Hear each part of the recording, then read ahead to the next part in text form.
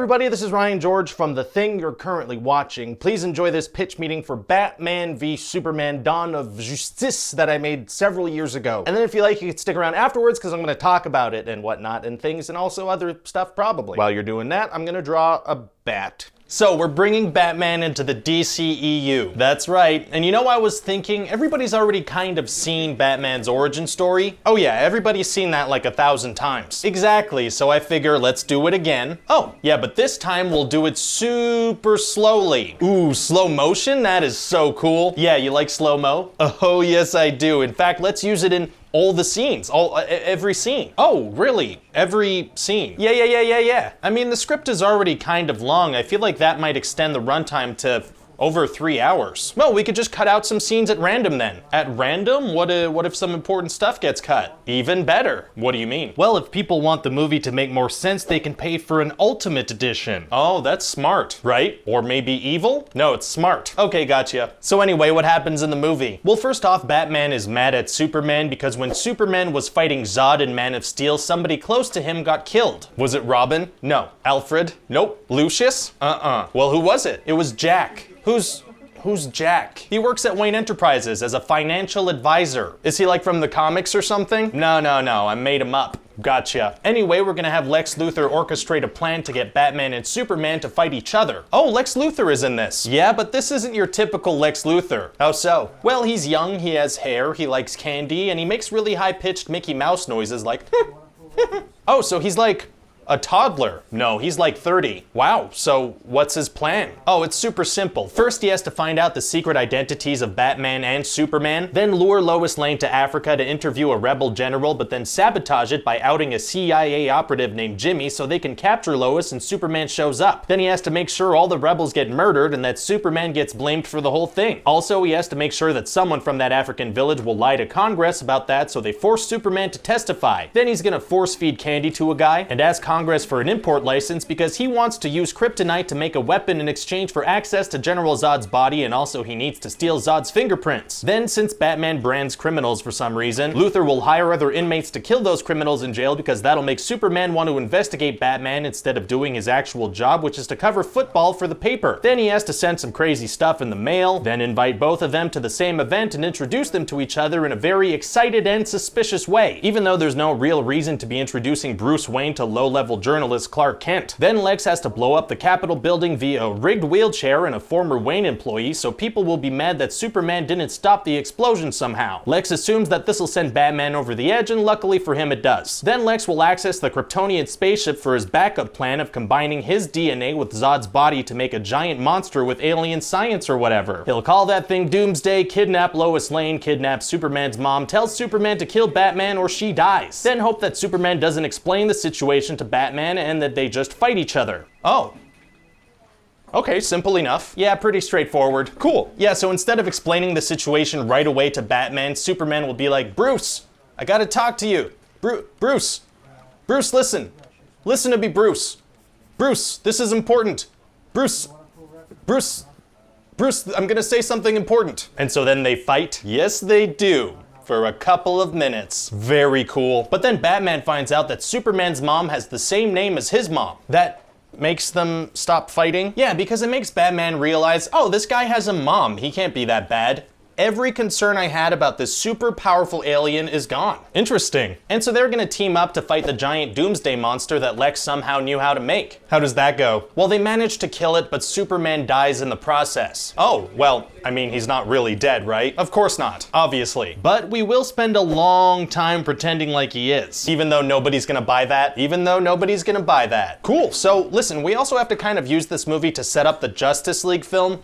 Is that gonna be hard to shoehorn in there? No, super easy, barely an inconvenience. Really? Yeah, actually way ahead of you on that one. Batman is gonna meet Wonder Woman at Lex's party. Oh, why is she there? Because. Gotcha, and they're gonna go on kind of a side quest to uncover the other heroes? No, but what they will do, and people are gonna love this, is send each other some emails. What? Why are people gonna love that? Well, think about it. What is the big thing missing from the modern superhero movie? I feel like you're gonna say emails, but emails. People wanna see superheroes email each other. All right, I mean, you seem really excited about emails. Oh, I am. Great, well, I hope people share your excitement. Yeah, so these emails are gonna have attachments of video files showing the other heroes. You know what? I guess that is pretty cool, right? Yeah, it's much more efficient than taking the time to set up these characters before jumping into the big team-up movie. Oh yeah, Marvel wishes they thought of an email scene. Oh yeah, they're kicking themselves. So what do you think of the movie overall? Doesn't matter. What do you mean? Look, we have Batman, Superman, and Wonder Woman in the same movie. We could do anything we want and everyone's gonna love it. Oh, really? Listen to me. Everyone. Look at that, that's a bat holding a bat. That's a 2-for-1 bat deal. You know, I'm not an idiot. I know why people come to this channel and it's for great bat deals. So I think of all the movies I've done pitch meetings for, this one probably had one of the most convoluted villain plots, this movie in particular. My cat would like to sit here for this next part if that's okay. When I'm writing the pitch meetings, you know, I have to describe the plot, so I often end up reading some kind of plot breakdown to refresh my memory after seeing the movie. And this one in particular, seeing Lex Luthor's plan just all written out was just, it's insane. This movie kind of distracts you by being 3 hours long and mostly in slow motion, but the things that had to go right for his plan to work are just absolutely mind-boggling. So I think as I was putting this pitch meeting together 5 years ago, I wanted everyone else to kind of live that experience that I had reading the plot description and just being like, what was the plan? And this movie also has that kind of romantic comedy cliche where if the characters just spoke a little bit, everything would be a lot better. It was a Batman v Superman movie though, and so they had to kind of just not talk, these two good guys. It's wild that everything that went right in Lex Luthor's insane plan, what made it fall apart was the Martha scene, which is now, you know, everybody knows about the Martha scene. It's been parodied to death. I made a parody of it myself years ago. It's, you know, I don't really have much more to add to that conversation. Here's the thing, you know, it's fun to kind of look back and see things that I would do differently now. This pitch meeting has probably one of the laziest, sloppiest things I've done in pitch meetings. You might have noticed it as you were just rewatching. So sometimes after I've recorded and I sit down to edit, I realize that I have flubbed a line. And that always sucks every time. I'm never like, oh good, I have to do it again. This even happened recently in the Flash pitch meeting. I was just about to upload and I realized that I had not said super easy, barely an inconvenience. So I had to go find a way to fit it into the script, change back into both costumes. And this was already a day after shooting the rest of it. So if you look closely, my hair looks kind of different for a few shots. So looking back at this Batman v Superman pitch meeting that I recorded like 5-6 years ago, I think I must have just done that, flubbed a line. Maybe I said the wrong word. And instead of doing what I should have done, which was just to get dressed again and record the line again, it looks like I just redubbed the audio for a specific line and then decided to cover up the messed up word that really didn't match. So this, if you didn't notice, this is that moment. What do you mean? Well, if people want the movie to make more sense, they can pay for an ultimate edition. The audio quality is different from the rest of the pitch meeting. It doesn't quite sync up.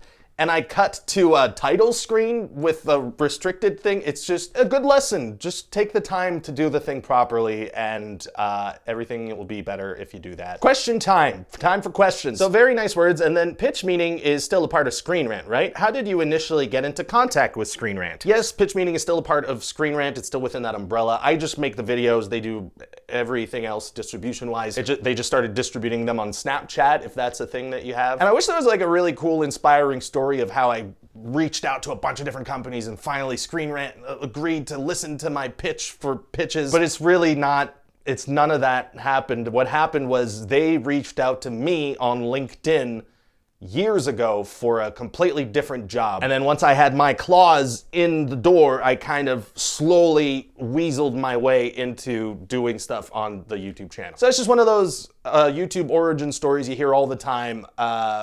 Everyone on this platform gets their start on LinkedIn. LinkedIn.com, where YouTubers go to be YouTubers. Hi Ryan, nice words. And then, do you have a favorite pitch meeting? I think I already answered that in a different video. Cats. But here's what I really want to get to. Do you ever come up with a good joke after you upload the pitch meeting? Do you have any examples? Usually once the pitch meeting's done, I don't think about it anymore until I make a revisited video 5 years after the fact. But you are finally giving me an opportunity to share a joke that I wanted to include that I thought of after the fact for the 100th episode of Pitch Meeting. Because, you know, in the 100th episode of Pitch Meeting, I kind of deconstruct the premise of pitch meeting itself in a very, you know, meta kind of way. I talk about the faces and the catchphrases and how none of it should really work at all. And then what I wish I had touched upon is the thumbnails with the googly eyes, which even back then everyone was like, why do these have googly eyes? So what I wish I had done back then is to have like producer guy mention that he's got a great new graphic designer on staff, and then just cut to a version of me that has like massive eyes. And so like he's